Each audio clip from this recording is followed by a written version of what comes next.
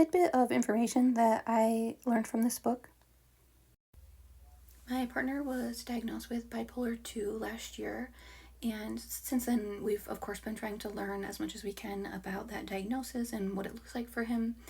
And something that we've been pretty confused about is whether phases of depression or hypomania have to be caused by something, like if something has to trigger it, or if it can just be this physical experience that happens for no apparent reason.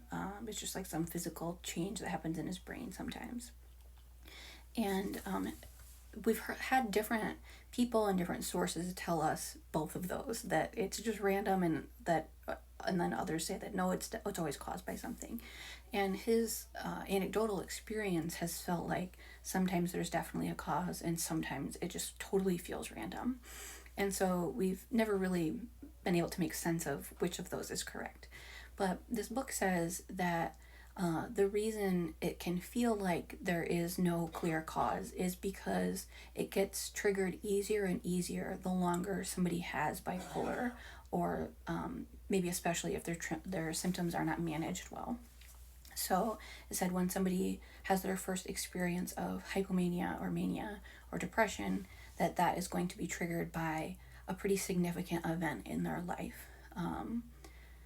And then if they've had bipolar for many years and have cycled many, many times, it's like the brain goes into those states easier and easier because it kind of has this pathway that it can kind of walk down more easily, because that path has already kind of been made by your previous times walking down that path.